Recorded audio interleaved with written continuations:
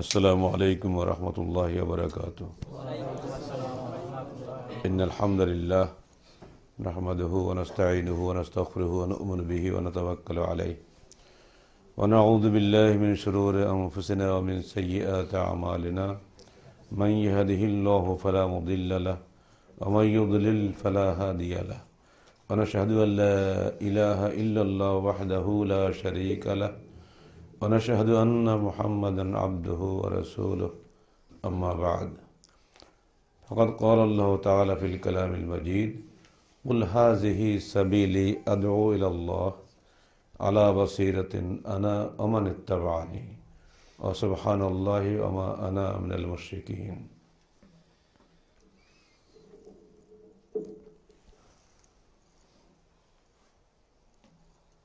আল্লাহ পাকের জন্য যাবতীয় প্রশংসা যে তিনি আজকে হঠাৎ করে এখানে আপনাদের সামনে উপস্থিত করিয়েছেন, এবং আমরাও খুশি এর জন্য যে এই আপনাদের মতো কিছু কচি এবং তাজা প্রাণ সামনে দেখতে পাচ্ছি। এজন্য আমি নিজের পক্ষ থেকে এবং কেন্দ্রীয় সংগঠনের পক্ষ থেকে আপনাদেরকে ধন্যবাদ জানাচ্ছি এবং আল্লাহ পাকের শুকরিয়া আদায় করছি, এমনি করে যেন তরুণ কিছু মানুষ সবসময় আমরা আন্দোলনের পথে পাই।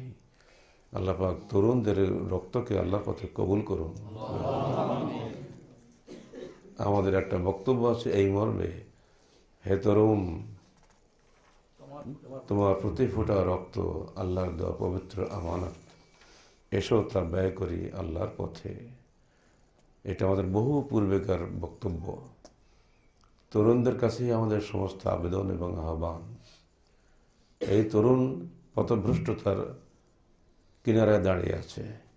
এই তরুণ রক্তগুলো নিয়েই স্বার্থপর লোকেরা তাদের স্বার্থ হাসিল করছে। এই তরুণরাই বোমা ফাটিয়ে দেশে অশান্তি সৃষ্টি করছে। এই তরুণেরাই যত অন্যায় অপকর্ম করে অন্যের ইঙ্গিতে, ইশারায় বা দুনিয়াবি স্বার্থে। এই তরুণগুলোকে যদি আল্লাহর পথে নিয়ে আসা যায় তাহলে সমাজের একটা আমূল পরিবর্তন সম্ভব। আর সেই স্বপ্ন নিয়ে ঢাকা বিশ্ববিদ্যালয়ে যখন আমরা ছাত্র ছিলাম, সেই 1976 ব্যাচ আমি, সেই সময় সেই স্বপ্ন বাস্তবায়ন করেছি তরুণদেরকে দিয়ে। কারণ আমরা জানি তরুণ যদি ভালো হয় সমাজ ভালো হয়ে যাবে, তরুণরা যদি নষ্ট হয় সমাজ নষ্ট হয়ে যাবে। এরা হলো ব্যাকবোন অফ সোসাইটি, এরা সমাজের মেরুদণ্ড। তো আজকে আমাদের আগমনে এখানে বুড়াদের থাকার কথা বেশি, কারণ আমি এখন বুড়াদের আমি, তাই না? কিন্তু ধন্যবাদ তোমাদেরকে, ভালো কথা বললে। যেটা আমি সবসময় বলি, আমি সবসময় যুব সঙ্গে ছিলাম, যুব সঙ্গে আছি, যুব সঙ্গের কাফন পরে দুনিয়াতে বিদায় হয়ে যাব। কিন্তু আসলে তো বুড়ো হয়ে গেছি, 68 বছর বয়সে, এখন যুবক হবো? আমি যদি বলি যুব সঙ্গে সভাপতিকে আমাকে প্রাথমিক সদস্য ফোরাম দাও, আমাকে দেবে নাকি? কারণ ওকে বলে দেওয়া আছে 32 বছর পরে আর নেওয়া হবে না।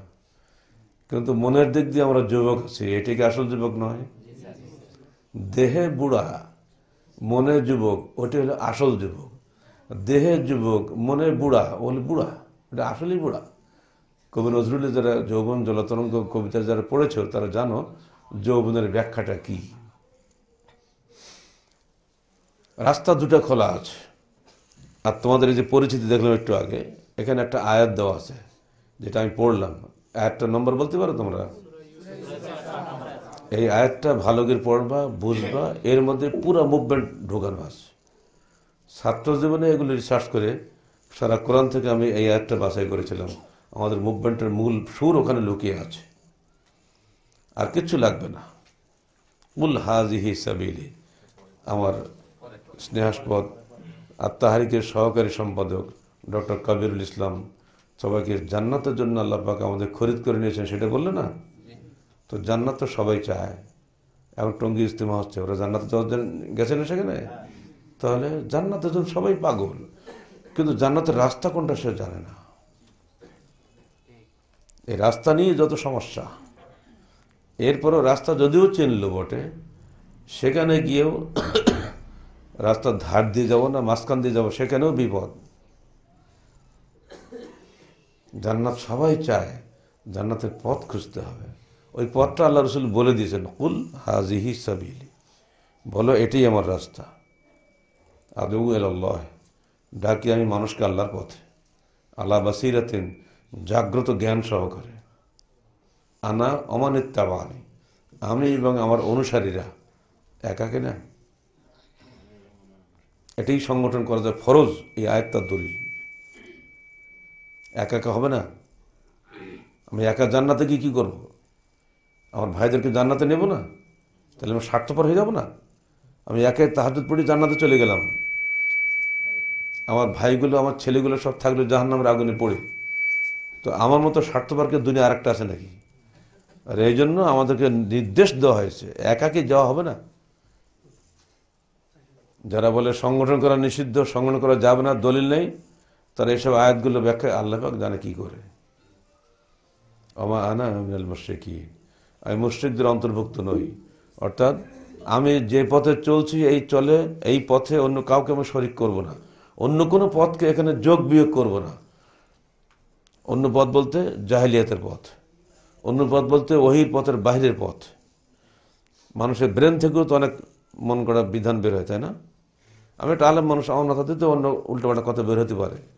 এমনকি কোনো আছে হাদিস কোরআনে যে আলেমরা কখনই পথভ্রষ্ট হবে না, আছে নাকি?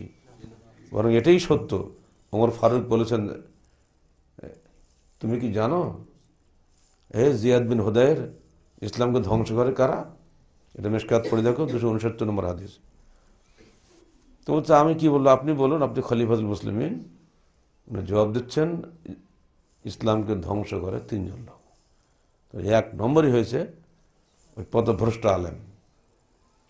তারপরে হচ্ছে যারা কোরআন নিয়ে জিদাল মুনাফিক ফিল কিতাব, কোরআনের আলতু ফালতু তফসির করে বেড়ায় যারা, হলো।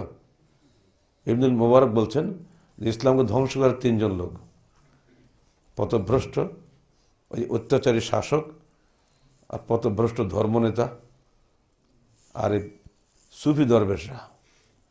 এ কি আমাদের কথা নাকি? ওমর ফারুকের কথা, আব্দুল্লাহ ইবনুল মুবারকের কথা, যাদের কথা আমরা মাথায় রাখি, সেই যুগে যদি তাদের অভিজ্ঞতার আলোকে এইটা হয়, এই যুগে কি আমরা আরো ভালো হয়েছে না খারাপ হয়েছে? আরো খারাপ হয়েছে না? এই কারণে হাজিহি সাবিলি, এই আয়াতটা বাছাই করলাম, এটাই আমার রাস্তা। এই রাস্তা তুমি থাকলে থাকো, না চলে যাও। ইম্মা শাকিরা ওয়া ইম্মা কাফুরা, পারলে থাকো, নাহলে চলে যাও, কোনো সমস্যা নেই। কিন্তু রাস্তা আমার এইটা। সেটা কি? পবিত্র কোরআন ও সহিহ হাদিস। জয়ীব জাল হাদিস কখনো আল্লাহ রসুলের হাদিস না, রসুলের তরিকা, রসুলের রাস্তাও না। এইটা বলতে গিয়ে ঘরে বাইরে আমাদের দুশ্মন সৃষ্টি হয়ে গেছে, হবেই, হতেই হবে।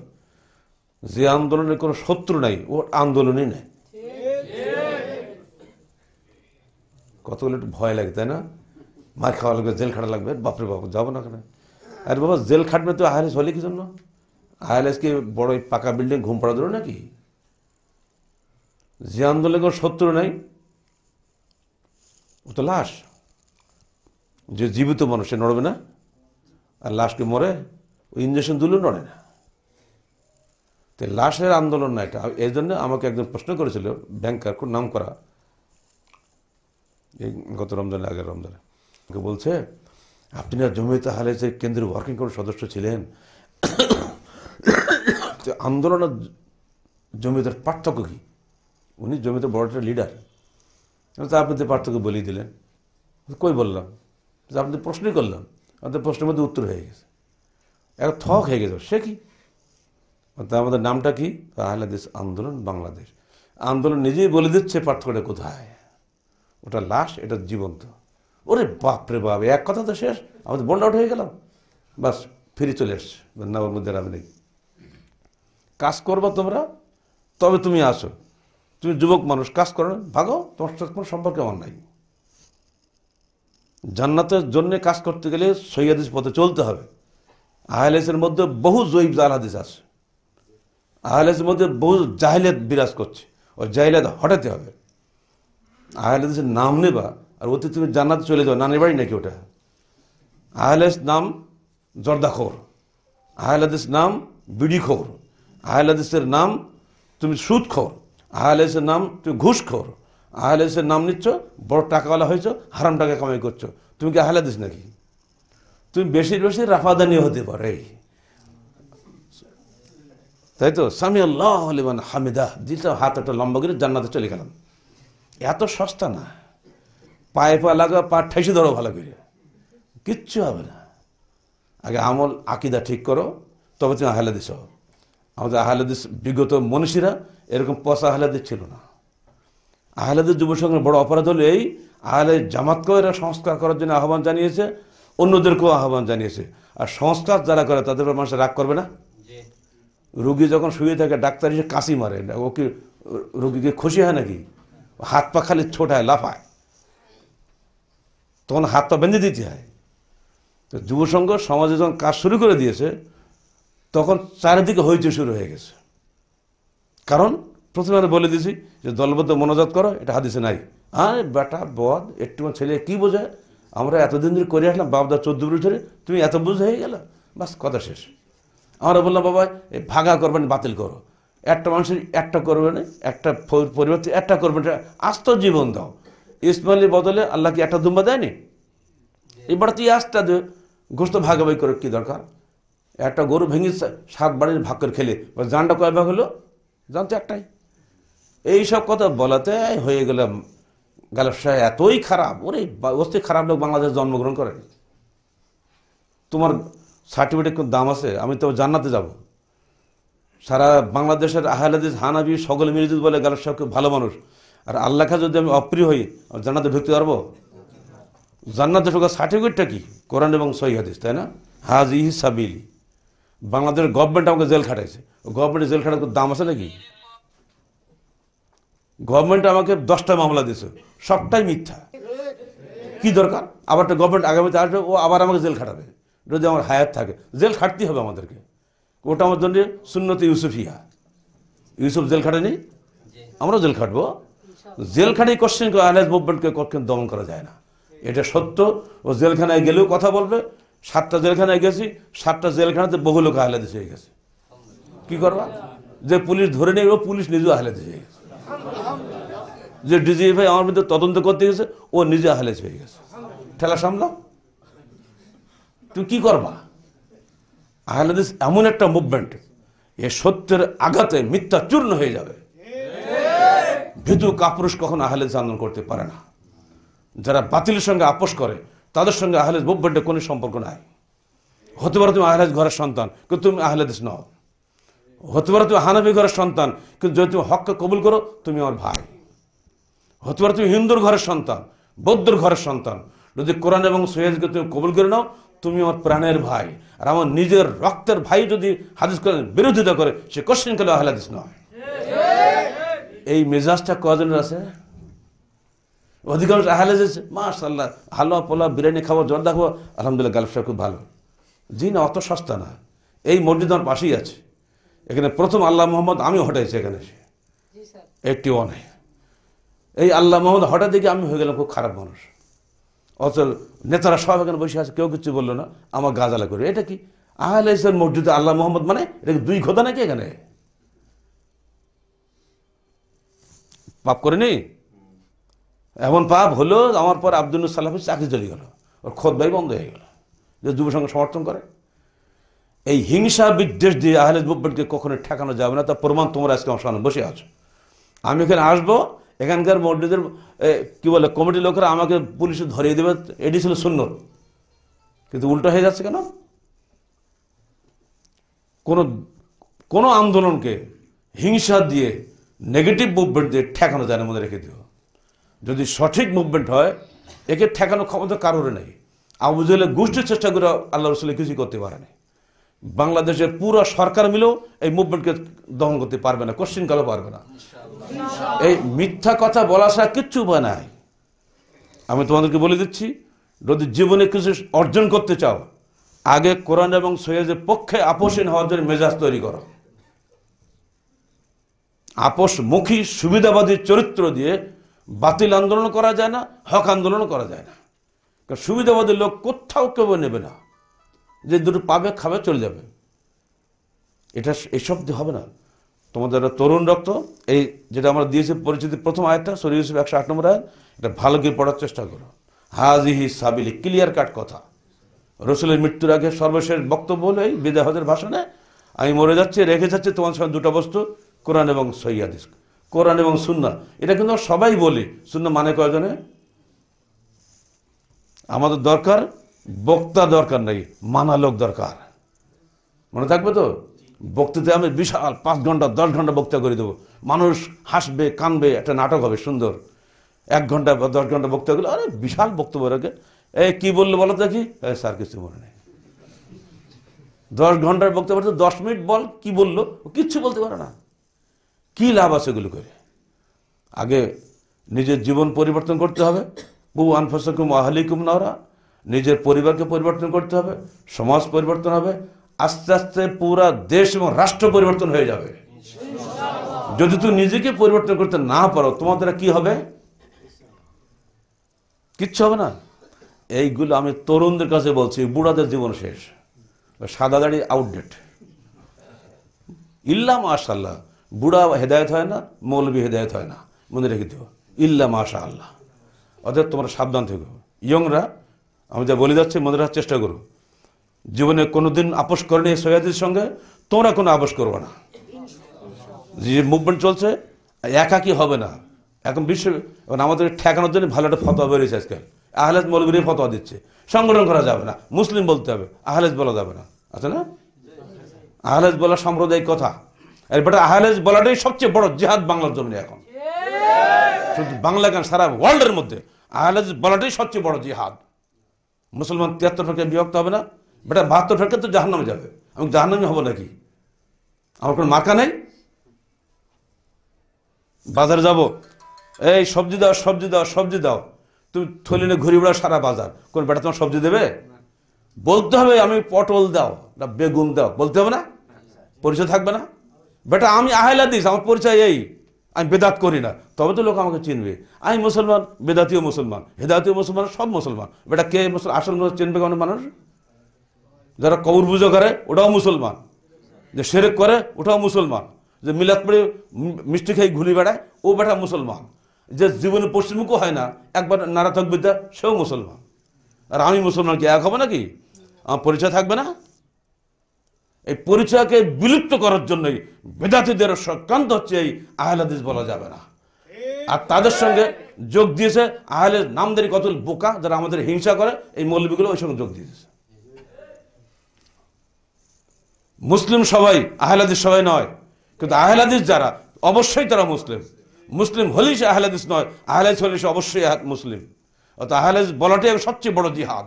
আর আহলে হাদিস শুধু নয়, জাতীয়তাবাদী আহলে হাদিস নয়, বাবার ঘরে আহলে হাদিস নয়, আন্দোলনমুখী আহলে হাদিস হওয়া লাগবে, সংস্কারবাদী আহলে হাদিস হতে হবে। আমার জীবনের সর্বক্ষেত্রে সংস্কার চলবে। তুমি আহলে হাদিস যদি পার্লামেন্টে যাও, তোমার একটা আহলে হাদিস যথেষ্ট পার্লামেন্টকে উল্টে দেওয়ার জন্য, যদি সাহস থাকে। পরিষ্কার বলবো, এখানে হাদিস বিরোধী কোনো আমল হতে দেবো না। আমি বাংলাদেশের নাগরিক, আমার হক আছে হক কথা বলার জন্য, আমার বাক স্বাধীনতার সংবিধানে হক কথা বলছি। কোরআন হাদিস বিরোধী কোনো কাজ এখানে চলবে না। যাওয়া থেকে একটা সাহসী একটা আহলে হাদিস যাও তো এমপি হওয়ার জন্য, পারো কি? সেখানে কেউ যাবে না।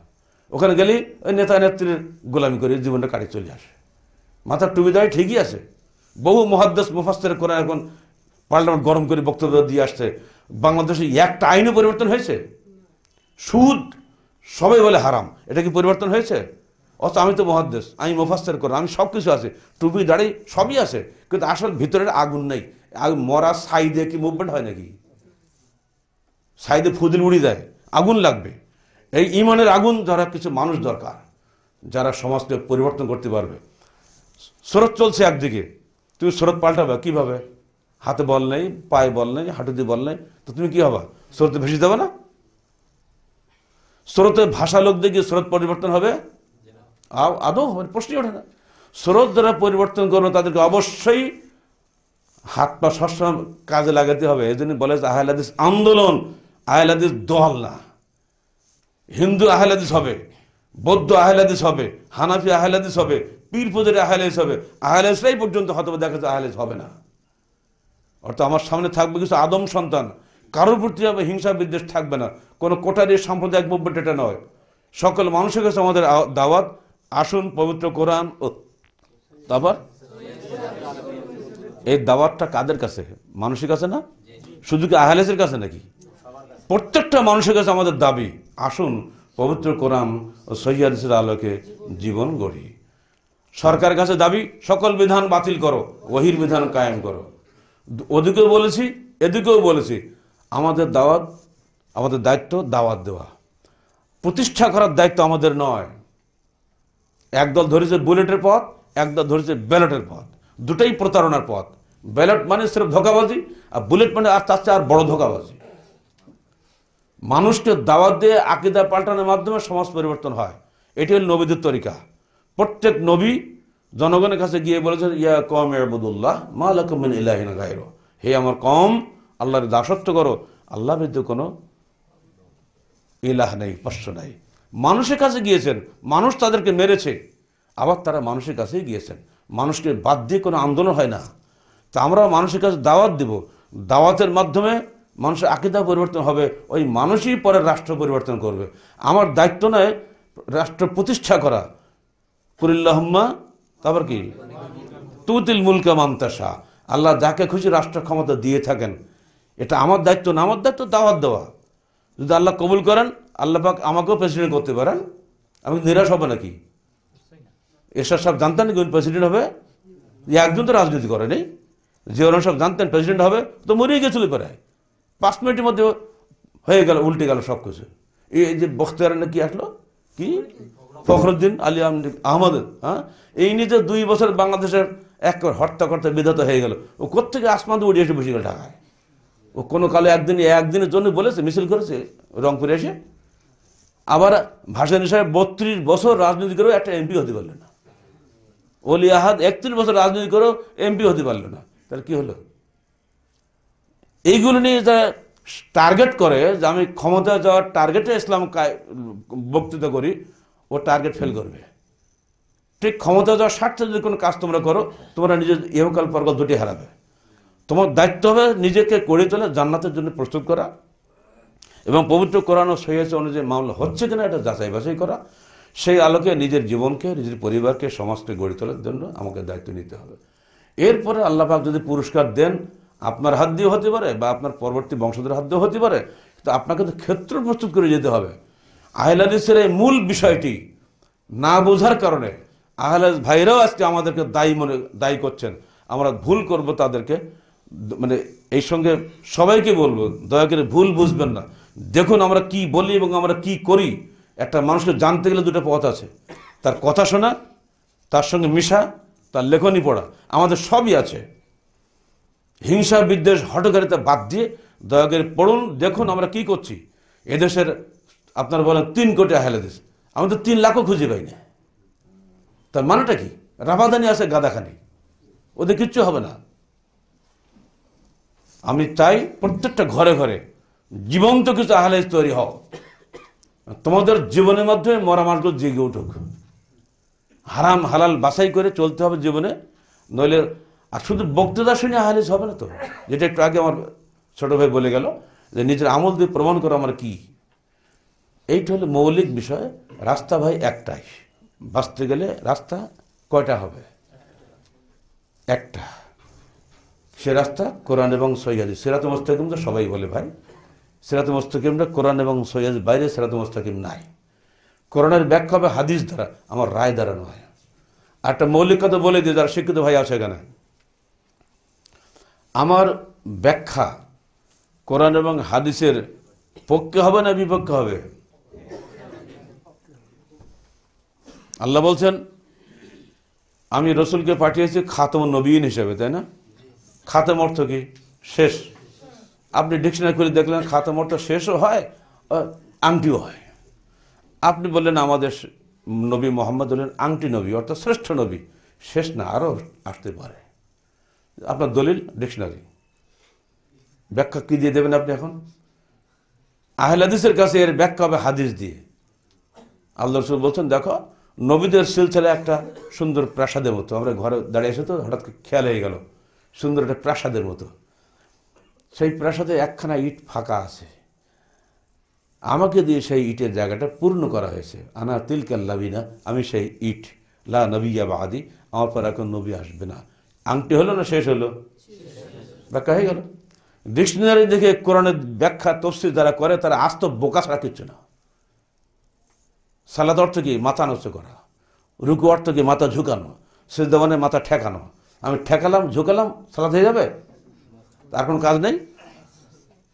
ওদের ডিকশনারি দেখে অনেকে এখন ব্যাখ্যা মুফাসসির কোরআন হওয়ার চেষ্টা করতেছে, এটা মারাত্মক ভুল করবে। আহলে হাদিসের কাছে কোরআনের ব্যাখ্যা হাদিস দিয়ে হতে হবে, তাও সহিহ হাদিস দিয়ে হতে হবে। এইখানে গিয়ে আমাদের সঙ্গে সমস্ত ইসলামী দলের সঙ্গে পার্থক্য হয়ে গেছে। ছোট্ট একটু খালি উদাহরণ দিলাম, আপনি বেশি বলার সময় তো এখন নাই, খালি এটুকু বলে যাচ্ছি। আহলে হাদিসের মুভমেন্ট চলবে তার নিজস্ব গতিতে, নবীদের তরিকায়। রসুলের যে তরিকা ছিল সেই তরিকার বাইরে যখন আমি চলে যাব, আমি শেষ হয়ে যাব। সারা জীবন আন্দোলন করো, শেষে জাহান্নামে যাবো নাকি আপনার ভয়ে? আপনি আমার সঙ্গে থাকলেন না, চলে গেলেন, অথবা আমি একা হয়ে গেলাম, সেই ভয়ে আপনার পায়ে ধরে আমি বললাম ঠিক আছে আমাকে দলে নাও, আমি তোমার সঙ্গে থাকবো, তুমি যাই বলে তাই করবো? অসম্ভব। আমি যুবকদেরকে বলবো, তোমার যৌবনকে ব্যয় করো স্রেফ পবিত্র কোরআন এবং সহিহ হাদিসের পথে। রাজি আছো? এবং এই সঙ্গে ঐক্যবদ্ধভাবে, এককভাবে নয়, যেটা আমি প্রায় বলি। এখন আরেকটা ধোঁকা হচ্ছে, সংগঠন করা যাবে না।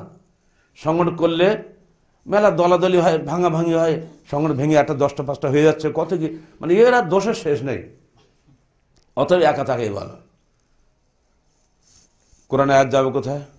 ইন্নাল্লাহা ইউহিব্বুল্লাযীনা, বলো, ইউকাতিলুনা ফি সাবিলি সাফফান কাআন্নাহুম বুনিয়ানুম মারসুস।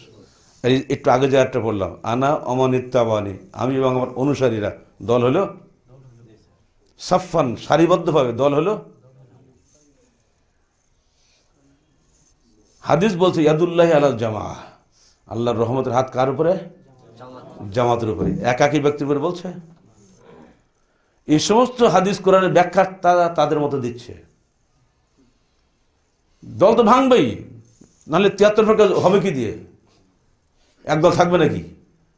কোরআন সূরা বাকারা পড়ো, 213 নম্বর আয়াত, কানা নাসু উম্মাতান ওয়াহিদা, সকল মানব জাতি একটা দল ছিল, পরে ভেঙে গেছে। কিসের জন্য ভাঙবে? আকীদার কারণে ভাঙবে। আকীদার কারণে ভেঙে যাবে। তোমার আকীদা আমার আকীদা যদি মিল না হয়, অবশ্যই বিভক্ত হয়ে যাবে। একই মায়ের 5টা সন্তান এক হয়, সেখানে ভাগ হলে দোষ নাই, আর এখানে ভাগ হলে খুব দোষ আছে। যদি সেই ভাগটা আন্দোলনের স্বার্থে হয়, সঠিক হকের স্বার্থে যদি হয়, ভাগ করার কোনো দোষ নাই। আর বাতিল থেকে অবশ্যই হকে বেরিয়ে আসতে হবে আপনাকে। আপনি হক জানার পরেও কোশ্চেন করলে বাতিলে যেতে পারেন না। আর বাতিল থেকে তওবা করে হক আসাটাই আপনার জরুরি। অত এইটা কোনো বিষয় নয়। আপনি যাচাই করবেন ফেরকা নাজিয়া কোথায় গেলে আমি পেতে পারি, সেটা আপনার বিবেক দিয়ে আপনি খুঁজে নেবেন। তাহলে ইনশাআল্লাহ ইহকালে পরকালে আমি বা আপনি, আমার তো খুঁজে বেড়াচ্ছি কোথায় ফেরকা নাজিয়া পাওয়া যায়, খুঁজতে হবে না। কারণ আল্লাহ রসুল বলছেন কিয়ামতের মাঠে আলমার ও মা মান আহাব্বা, দুনিয়ার তারা যাকে ভালোবাসত, কিয়ামতের দিন আল্লাহ পাক তাদেরকে তাদের সঙ্গেই রাখবেন। তা আমি দুনিয়া ওই সব লোক খুঁজে বেড়াবো যারা আমার সহি আকীদার সঙ্গে মিল হবে। সে রংপুরে থাকা, দিনাজপুরে থাকা, আর এখন কালকে যাবো কোথায়, দহগের আঙ্গের কোথায় যাবো, দেশ জ্ঞান কিছু পাই কি, হলে তারা আমার ভাই হবে। কথা বোঝেন নাই? কিন্তু আমার ভাই তো একজন এখন বেঁচে আছে, তার সাথে সম্পর্ক নেই, কি লাভ আছে? লাখো মানুষকে নিয়ে আমি জান্নাতে যাব, নাকি একজনকে নিয়ে যাবো একা জান্নাতে যাবো, কোনটা ভালো হবে? এটাই সংগঠন। আমার রসুল এই জন্য মক্কা ছেড়ে মদিনা চলে গেছিলেন। আমাদেরকেও তাই করতে হবে, হিজরতে জিন্দেগি থাকতে হবে এবং মানুষকে ডাকতে হবে আল্লাহর পথে। সকলকে নিয়ে সাথে করে আমরা জান্নাত যাবো, কীভাবে যাবো সেজন্য চেষ্টা করতে হবে। নিজের সব কিছুকে বাদ দিয়ে মানুষের সেবায় নিজেকে এগিয়ে যেতে হবে। মানুষকে নিয়েই দুনিয়ায় মানুষ বসবাস করে। মানুষ মরে যাচ্ছে আর আমি তার জন্য একবার পানিও দেবো না, আর আমি এখানে বসে তার নসিহত করবো, হবে নাকি? আপনি একটা লোক যদি পানিতে ডুবে মরে, আপনি বলে এই বেটা তুই তো মরছিস, তুই আহলে হানফিতে আগে বল, তুই আহলে চলি পানি দেবো নাহলে দেবো না, বলা যাবে? এই ধরনের ব্যাখ্যা যারা হাদিস কোরআন করে তা তো শেষ করে দেবে সব। আগে মানুষ, তারপর আহলে হাদিস হানাফি। মানুষের সেবার মধ্যে আমার যৌবন জীবন সব নিহিত। আমার রসুলকে তাই করেননি? তিনি পশুর পর্যন্ত সেবা করেছেন, আর আমরা করছি নাকি? আজকে এখানে যাওয়ার জন্য আলেমদেরই কর্তব্য ছিল সেখানে যাওয়া। আলেমরা সব ঘরে বসে আছে, ওদিকে কেউ দোয়ার মাহফিল করতে বসে, কেউ আখিরি মোনাজাত করে বেড়াচ্ছে। আর এটা হাজার হাজার মানুষ না খেয়ে মরতেছে, তারা কেবলমাত্র স্বাধীন হলে বলা যেতে পারে। তাদের কাছে যাওয়ার কেউ আমাদের কর্তব্য নয়। রংপুরবাসীর কাছে বলছি, আপনাদের ঘরে বহু টাকা পয়সা আছে, টাকাহীন কোনো মানুষ নেই, পারলে টাকা দেন, টাকা নিয়ে আমরা ওখানে চলে যাব। টাকা দিতে হবে আপনাদেরকে। আমি আহলে আন্দোলন করি, হাদিস কোরআনের বিধান অনুযায়ী নিজে চলার চেষ্টা করে অন্যদেরকে দাওয়াত দেবো, আমাদের কাছে টাকা নেই। সবার কাছে বলে দিয়েছি, ইন্টারনেটে বলে দিয়েছি, টাকা অনেকে পাঠিয়েছে, আমরা যাচ্ছি, রাস্তার পথেও লোকে টাকা দিচ্ছে, কম্বল কিনে দিচ্ছে, কেউ সোয়েটার কিনে দিচ্ছে, আপনাদের কাছে আবেদন থাকবে। আমরা চলে যাচ্ছি, এরপরও শেষ নয়, আজকে দিতে অন্য কোনো কথা নয়, আমরা চাচ্ছি ওই এলাকায় কিছু ডিপ টিউবওয়েল পুঁতে দেবো, কারণ শীত তো দুদিনের মেহমান, কদিন পরেই তো আসতেছে। আবার পানি পাওয়াটা বড় জিনিস, সরকার দিচ্ছে সরকারের মতো, আমাদের কোনো কর্তব্য নাই, যুবকদের কর্তব্য নাই। আর হয়তো আমি আসবো না, তোমাদেরকে পাঠাবো সেখানে, যাওয়া হলে যুব সংঘের পক্ষ থেকে চলে যাও সেখানে, তাদের সেবা করো, যার যা লাগে দেখো, মসজিদ নেই মসজিদ করে দাও, স্কুল নেই স্কুল করে দাও, ডিপ টিউবওয়েল নেই ডিপ টিউবওয়েল বসাই দাও, এগুলো করতে হবে না? এগুলো তো আসল সেবা। এগুলো করলে মানুষ বোঝে, হ্যাঁ এরা আসলে আল্লাহর বান্দা, আল্লাহর বান্দার প্রতি এদের অন্তরটা কাঁদে। শুধু রফাদান করে আমার লাভটা কি? আমি ইসলামের মৌলিক জিনিসটা বলে দিয়েছি, আকিদা সাইডটা আপোষহীন আকিদা, শিরকের সঙ্গে কোনো আপোষ নাই, বেদাতের সঙ্গে কোনো আপোষ নাই, এবং বিজাতীয় কোনো মতবাদের সঙ্গে কোনো আপোষ নাই। ঠিক একইভাবে মানুষের সেবার মধ্যেই ইসলাম নিহিত। ইসলাম শুধু বক্তব্য দিয়ে হয় না, কাজ দিয়ে দেখাতে হবে। যার যা আছে তাই নিয়ে মানুষের সেবায় ঝাঁপিয়ে পড়ুন, এই সঙ্গে মানুষের আকিদা পরিবর্তনের জন্য চেষ্টা করুন। আর সেটা করতে গেলে অন্যের পরিবর্তন আগে নিজের পরিবর্তন বেশি দরকার, তাই না? আমি যুবকদের কাছে বিশেষভাবে দাবি করি, কেন জানো? যুব সংঘ দিয়ে আমার আন্দোলন শুরু, এই জন্য যুবকদের কাছে আমার বেশি আবেদন থাকে, তোমরা এগিয়ে আসো, ছাত্র জীবনে নিজের জীবনটাকে অন্যদের লেজুড়ি পরিণত করো না। বিশ্ববিদ্যালয়ের জীবন কাটছে আমার সেই ৭৬ সাল থেকে ছাত্র এবং শিক্ষক হিসাবে আমি দেখেছি অধিকাংশ ছাত্রই লেজুর। এত দুঃখ আমাদের লাগে, ছাত্র জীবনে কারো লেজুরগিরি করি নাই, শিক্ষকতার জীবনে আমরা লেজুর হই নাই, যার জন্য আমি জেলে গেলে আমার শিক্ষক সমিতি একটা বিবৃতি পর্যন্ত আমার পক্ষে দেয়নি। কারণ আমাদের ইউনিভার্সিটির দুটো দল আছে, জানো কেউ? বলতে পারো না? আরে কি ছেলেবিলি সবার, সাদা আর হলুদ দুটো দল আছে। বলতো সাদারা কোন দল? ওরা ফেরেশতা, আর হলুদগুলো রবীন্দ্র গুরু। আমি বাবা কোনো গুরু হইনি, তা আমার জন্য বিবৃতি দেবে কেন? আমি বলেছি তোমার বিবৃতি তক্কা করে, আল্লাহর রহমতের তক্কা করে। আল্লাহর রহমত হয়ে গেছে না? এগুলো দেখতে হবে না, কোনো কথা শোনা হবে না। আল্লাহর পথে থাকো, আল্লাহ তোমাদের মদত করবে। এটি আমাদের শেষ বক্তব্য থাকবে। কুল হাযিহি সাবিলি, রাস্তা এইটাই, এর বাইরে কোনো রাস্তা নাই। বিদেশ থেকে মন্ত্রতন্ত্র ঢুকছে আমার দেশে, ইহুদি নাসারাদের তৈরি করা এই গণতন্ত্র, সমাজতন্ত্র, ধর্মনিরপেক্ষবাদ, এগুলো কাদের?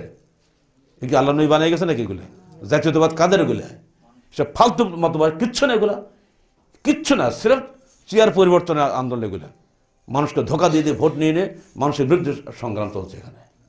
এই সমস্ত ধোকাবাজির মধ্যে আমরা ঢুকবো না। আমাদের রাসূল যা দিয়ে গেছেন, কোরআন যা বলে গেছে, আমরা সেগুলো করে যাব। সেগুলোর ভিত্তিতে আমাদের সার্বিক জীবন গড়বে। আমাদের লেখনগুলো তোমার পড়বে, জানতে পারবে কীভাবে ইসলামের রাজনীতি কাকে বলে, ইসলামের অর্থনীতি কাকে বলে, ইসলামের ধর্মীয় নীতি কীভাবে চলবে, সবগুলো আমাদের লেখনের মধ্যে চলে গেছে। এগুলো তোমরা পড়াশোনা করার চেষ্টা করবে এবং সেইভাবে নিজে গড়ে তোলার চেষ্টা করবে। তোমাদের মধ্যে যদি দুটো ছেলেও আলহামদুলিল্লাহ যদি আহলে আন্দোলনের জন্য এগিয়ে আসে, এটাই আজকে আমার এখানে আসাটা আমি সার্থক মনে করব। বলো, তোমরা কি আমাদের সঙ্গে থাকবে না বিরুদ্ধে চলে যাবে? আল্লাহ তোমাদের কবুল করুক। আসসালামু আলাইকুম ওয়া রাহমাতুল্লাহি ওয়া বারাকাতুহু।